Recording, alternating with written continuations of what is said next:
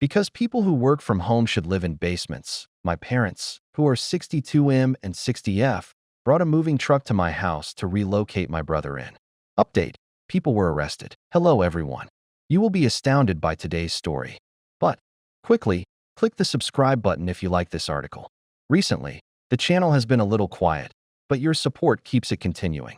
Let's get started. Original article. I, 30M, need to know if my parents have totally lost their sense of reality or if I'm going crazy here. This began 3 weeks ago at my folks' house during what I assumed would be a typical Sunday supper. For background, I live in a suburban area of Ohio, yet I work as a senior software engineer for a tech company with headquarters in Seattle. I purchased my first home last year, a little 3-bedroom colonial that I've been gradually remodeling. I've been completely remote since 2020. My older brother James, 35M, lives in a small 2-bedroom apartment around 20 minutes away with his wife Patricia, 33F, and their 3 children, 8M, 6F, and 3M. My mother, Barbara, 60F, began to interrogate me sharply about my job schedule during supper. You spend your entire day sitting in front of your computer. In reality, you don't go anyplace. For what seems like the 100th time, I clarified that while I do work from home, my actual duties include project management, coding, and meetings. But it's not like real work where you have to show up somewhere. My dad, Charles, 62, added. My mother said, "We've been thinking since you don't really need all that space. You just need a desk and internet. Wouldn't it make more sense for James and his family to live in your house? You could move into our basement. We're getting it finished next month." I laughed out loud because I thought she was kidding, but I should have realized where this was going. She wasn't. My dad began this entire presentation with what appeared to be planned points on family priorities and resource optimization. In their opinion, one is that I don't require a physical home because I work from home. Second, there are real space requirements for a household with kids. Third, a young single person who only requires Wi-Fi would love the basement. Fourth, this would be being a good brother and supporting the family. 5, they wouldn't even permit me to use the restroom on the main floor while I was at work. As James awkwardly pushed food around his plate, I sat there in shock. I eventually succeeded in getting Patricia to stop saying stuff like, "You're joking," and "We couldn't possibly," but in that way where she's clearly already mentally decorating my living room. "You desire me." My mom's reaction was, "Well, it's not like you're using it properly. James's children require beds. To give up the house I bought with my own money to live in your basement because my job is remote? You only utilize your 2 vacant rooms for hobbies and work. When a family needs actual housing, that is wasteful." She's referring to my side gig of recording and producing music in my studio, which earns me an additional $2,000 a month. I attempted to clarify that I used the money I earned from my employment to purchase my home and that I am responsible for paying the mortgage, taxes, utilities, and insurance. "But you earn that money sitting at home. It's not the same as James, who has to commute to his real job," is what my dad truly stated. James works as a manager at a store that I pay 3 times as much as he does, yet I still appreciate his job. I thought they would see how crazy this was, so I departed soon after. Rather, my mother has been texting me about what color paint to use in the basement and if I like laminate or carpet. She produced a floor layout and forwarded it to me, marking areas for Michael's desk and sleeping quarters. She texted me yesterday to ask for my house keys so she could assist Patricia with organizing the rooms for the kids. She retorted that I was being egotistical with family resources when I said that they would not be receiving the keys to my home. Last night, my father called to express his disappointment with my lack of family values and to suggest that a true family, shouldn't be living in an apartment with someone who works in his pajamas. I'm not a pajama employee. When I make video calls, I dress professionally. I oversee a group of 12 employees spread across 4 time zones. On a system that handles millions of transactions per day, I am the lead architect. However, it seems that I don't have a legitimate job that merits legitimate housing because I work from home rather than traveling to a cube farm. Am I crazy? How can I convince kids that living in a home I don't deserve and working remotely doesn't equate to playing pretend? 2 weeks later, provide an update.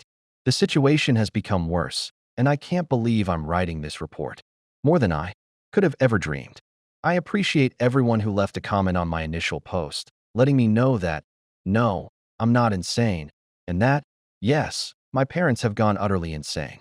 I made an effort to provide clear guidelines after my initial post. I explained to my parents that my residence is not a family resource in a cool and collected manner. I bought this private home with the money I made from my actual employment. When they nodded in agreement, I assumed we had come to an accord. My mom said, "We hear you, honey." I should have realized better when she asked, "So, what day works for you to start moving your things?" During a crucial deployment meeting last Tuesday, my doorbell camera began to malfunction. I checked the feed, silenced myself, and apologized to my team.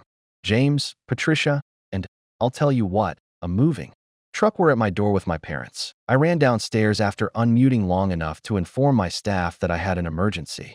Upon opening the door, my mother exclaimed, "We're here to help with the transition." Patricia is so excited to measure for curtains. I asked, "What transition?" despite knowing that my dad was already ordering James and two unfamiliar men to begin unloading boxes of bedroom furniture first. "Michael will require some time to dismantle his current system," he said. I obstructed the entrance. "Not at all. Nothing is being brought into my residence by anyone. Now you all have to go." Patricia dared to say, "Don't make this more difficult than it has to be. Consider the kids." "Your kids," I fired back. "Who owns a house?" "Not my house, though." My mother attempted to push me aside, actually made several attempts to physically enter my home while stating, "Don't be dramatic. We discussed this. You discussed it." I repeatedly said no. At that point, my dad took out his phone and showed me a group text that they had been using for the preceding week to plan the move. But I wasn't a part of it. Patricia inquired about the models of my washer and dryer in the mail to make sure her sensitive settings were accessible. James wants to know if he can park Michael's car on the street or if my garage can accommodate 2 cars. Additionally, my mother assured everyone that Michael would feel comfortable in the renovated basement. Additionally, my dad was figuring out how much they could save on James' rent to use for family getaways. They had been preparing this as though I had already consented, as if they had already decided to disperse my house. I refused to back down. "Leave the premises, or I will call the police." My mother broke down in tears. Anger sobbing, not sadness. "After everything we've done for you, I find it unbelievable that you would use the police to threaten your own family. What have you done for me specifically?" I inquired. "You were reared by us. You were fed by us. We run. That was your job when I was a kid, 20 years ago." My father took the lead. "Be mindful of how you speak to your mother. A kid who disregards his family is not worthy of dash, to be treated like an adult, to have limits, and to own his own house." "Dad, finish that sentence." At last, James raised his voice. "Look, Mike." Patricia included this right away, even though I didn't ask for it. "However, since they're providing, it would be quite beneficial for the kids to have their own bedrooms. Timmy has been sharing with the 2 young children." I turned to face my brother. "Are you really comfortable with this? Taking my home?" He gave a shrug. "If parents believe it's best for the family, it's not taken." I was finished. "Get off my land, everyone. The next unauthorized visitor is trespassed by the police." My mother yelled, "That basement," as they were leaving, "is being completed whether you like it or not. It will be ready when you wake up." The moving truck drove off, but I saw Patricia had saved one of the men's business cards. I discovered 47 texts in a brand new group chat named Michael's Transition Support when I got up the following morning. Members of the extended family were adding their voices. "Aunt Linda is very proud of Michael for prioritizing his family. It's time for Uncle Richard to mature and support his brother. I like the sound of the basement, Cousin Jennifer. Fortunately, you are exempt from paying rent. I only sent 1 mail. I'm not going anywhere. I will not part with my home. It will be considered trespassing if someone shows up on my property without permission." I then departed from the gathering. I replied, "I'm not losing my family. I'm setting boundaries with people who don't respect me, my career, or my property rights." My mother texted me separately, saying, "Your selfishness is tearing this family apart. I hope your important computer job is worth losing your family." She said, "Property rights? Property rights? Is that what family means to you?" "Legal terms. Yes, Mom. When you're trying to legal jargon becomes pretty relevant when someone steals my house. I've changed my locks, installed more security cameras, and had a spare key from when I first moved in. I've also documented everything and spoken with a lawyer friend who confirmed that they obviously have no legal right to my property, but advised me to keep track of all interactions in case this gets out of hand.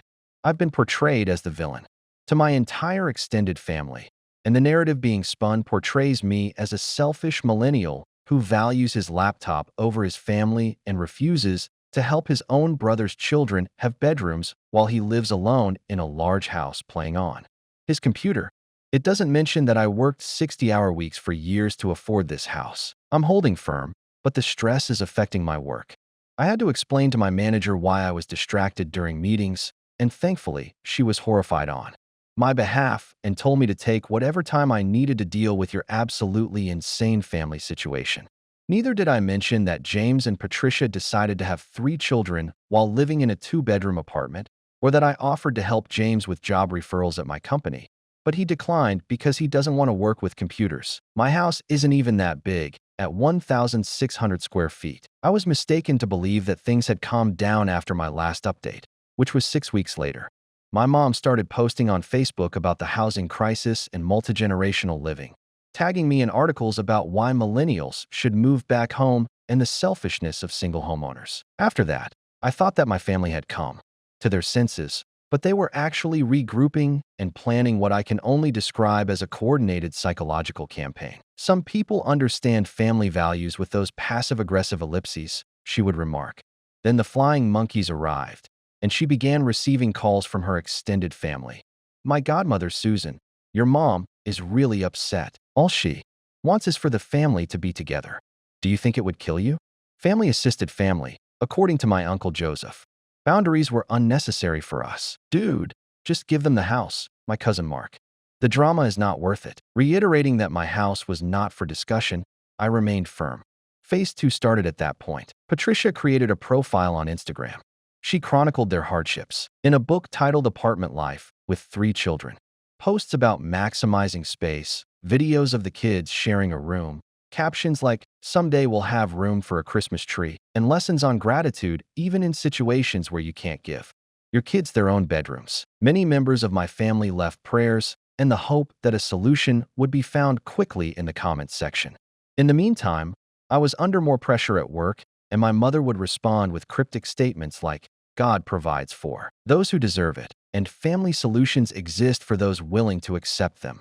I was working 12-hour days, and we were getting close to a big product launch. My home office served as a haven for me, a specific area where I could concentrate without interruptions. The thought of relocating to my parents' basement, battling for bathroom time, and enduring their criticism of my fictitious work while overseeing vital infrastructure. It was absurd. They weren't laughing, though. They were becoming worse. My yard had been adorned when I returned home from a rare in-person team meeting 3 weeks ago.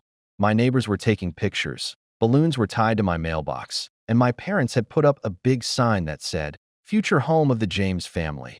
Thanks to brother's generosity," with photos of my nephews and niece. I took it all down, but not before Patricia shared pictures on her Instagram with a caption that said it, and I posted one comment. "I am not giving up my house. This is harassment. Please stop." Patricia deleted it within minutes, but I took a screenshot to share in the family group chat with crying emojis. And why would he be so cruel? The comments exploded.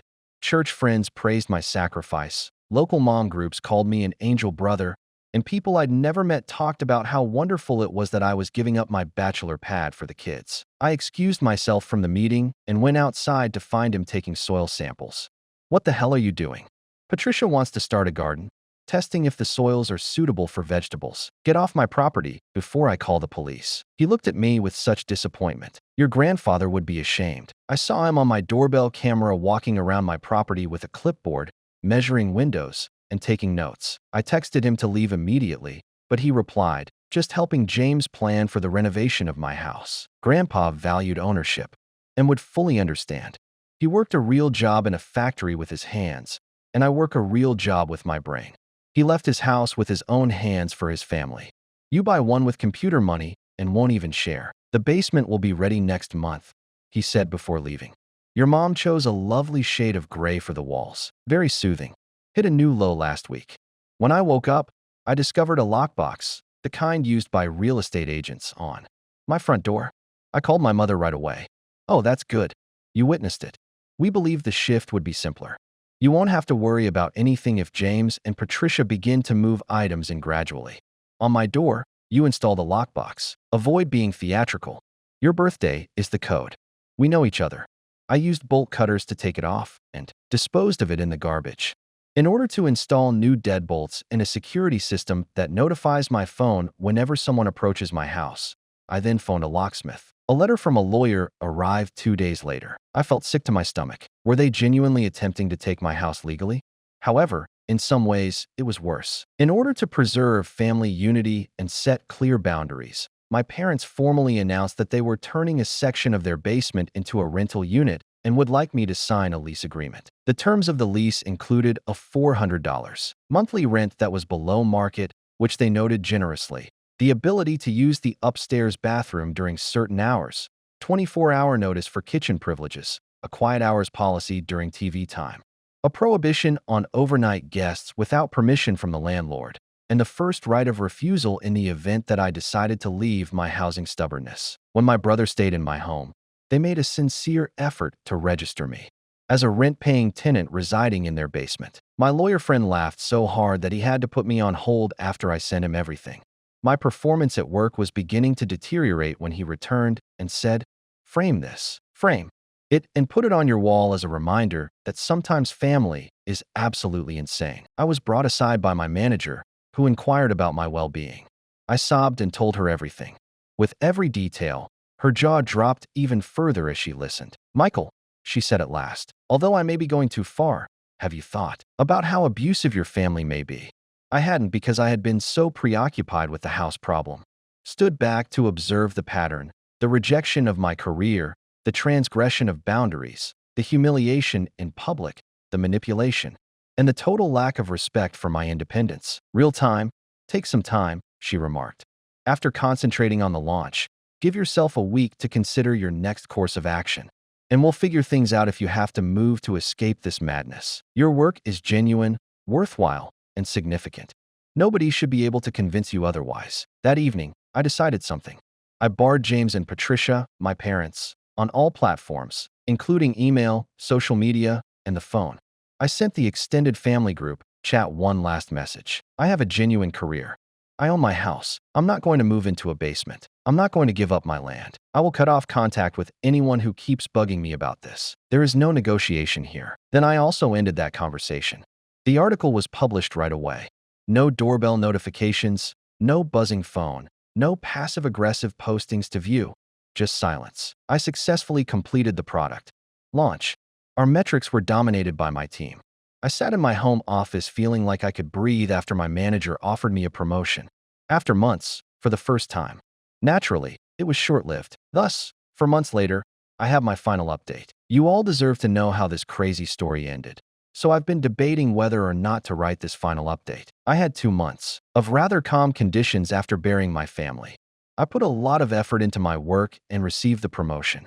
Greetings, Chief Engineer.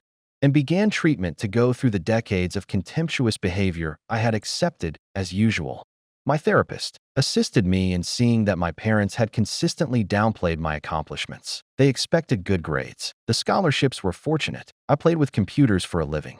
Unless it met their limited notion of success, nothing was ever genuine or legitimate. The stillness seemed to indicate that they had finally come to terms with reality. I ought to have been more aware. I got a certified letter 8 weeks after we stopped communicating. There was a formal family intervention notice inside, which my parents had notarized and evidently made up. One of them was a recommendation for a mental evaluation because of my antisocial behavior. Second, since I work in tech and have a game addiction, I have a family counseling session with a therapist who specializes in gaming addiction. Point 3, a suggested schedule for moving into a new residence. For pictures showing my name on the entrance of the finished basement flat. The worst part was that, citing previous impulsive conduct, they had already obtained a power of attorney form with their names on it, raising questions about their ability to make decisions. A cease and desist letter, so harshly worded it might chip paint, was received by an actual estate lawyer I met through a lawyer buddy. It made it clear that any more attempts to enter my property, assert my home's rights, or cast doubt on my mental competence will be met with legal action. Patricia's brother, a divorce lawyer, responded, not my parents, by saying the letter was overly combative and recommending mediation to settle the family housing issue. The household similar to my private property, the housing situation was a shared problem that needed to be resolved. I improved the security system and added more cameras, but I chose not to answer. A good thing, too. at 3 a.m. 2 weeks later. My security system notified me of movement in my backyard on a Tuesday. When I looked at the cams, Patricia was standing watch while James was attempting to jimmy my rear door. I was trying to break into my house with my real brother. I immediately dialed the cops. It was unbelievable to see them detained on my personal security footage. "It's a family matter," James insisted. "They were accused of trying to break into our house, but our parents thought it was fine." After I banned their phone, my parents got them out and even had the gall to contact me from a neighbor's phone, yelling that I had destroyed James' life and traumatized the kids by getting their parents arrested. The kids weren't present. They were with Patricia's mother, who had declined to take part in the home redistribution scheme and who seemed to be the only rational person in the whole ordeal. My breaking point was the break-in attempt. I accepted a relocation package from my employer to move to, hired a moving company, and listed my house for sale. Colorado. I kept my family members in the dark. In 4 days, my house sold for more than it was listed for to a sweet couple who truly valued it. 3 weeks were allotted for the closing. The extinction burst was remarkable throughout those 3 weeks. In order to bless the family transition, my mom and a priest arrived at my place. Additionally, my father attempted to fraudulently lien on my property, alleging that I owed them money for costs related to my early years. For displaced children whose uncle abandoned them, Patricia created a GoFundMe page. After missing several shifts to stock my house, James lost his job. Members of the extended family, they suddenly felt the need to share their housing difficulties with me after I hadn't heard from them in years. I kept a record of everything. My lawyer was putting together a strong case for restraining orders. My parents made one last play the day before closure. They claimed to have tenant rights since they had proved residency by receiving mail there, and they arrived with a U-Haul, bolt cutters, and a locksmith. The letters they had written to themselves at my address throughout the previous month. I got a call from my neighbor. I was already in Colorado when I used my cameras to watch and make a conference call to the police. My parents were also taken into custody this time. The closing was completed. While they were being held, I was states away when they were released. My forwarding address was a P.O. box, and my phone number was modified. 2 months have passed since then. I've heard rumors that James and Patricia are divorcing, and my godmother, who is still sane, keeps me informed. My parents are paying hefty legal bills, and it seems that the strain of the situation exposed other problems. Everyone is hearing that I sold the family house out of retaliation. They owed $15,000 for the basement renovation. After Patricia was accused of harassment, her Instagram account was made private. It's quiet where I live now in Colorado. I can see the mountains from my home office. There are no break-in attempts by my neighbors. Here, my family doesn't exist. I'm addressing my sadness and shame over losing my family in therapy. Not because they passed away, but rather because they made their true selves known. People who viewed me as a resource to be transferred rather than as a human being. Last week, I was asked by my therapist if I had any regrets. After giving it some thought, I came to the conclusion that I regret not seeing this sooner. There were always signs. Every accomplishment is discounted, every limit is pushed, and every triumph is reframed as the result of chance or selfishness. However, I have no regrets about maintaining my home. I'm glad I called the police. I have no regrets about leaving. I have no regrets about picking my tranquility over their mayhem. You're not insane if you're reading this, and your family doesn't. Accept your limits, your choices, or your profession. You have an actual job. You own your house. Your existence is legitimate. Additionally, distance might also be the cost of peace. I continue to work as a software engineer. I continue to work from home. I now do it 1,000 miles away from individuals who believe that I am not worthy of even the most basic respect because of that. The best choice I've ever made. Final revision. Because several folks have inquired. Yes, I haven't gotten in touch yet. No, I have no intention of making amends. Yes, I'm content. And I honestly laughed aloud at the person who messaged to ask if the basement is for rent. I appreciate that. Your job is genuine, my fellow remote workers. Nobody should be able to convince you otherwise. Goodbye.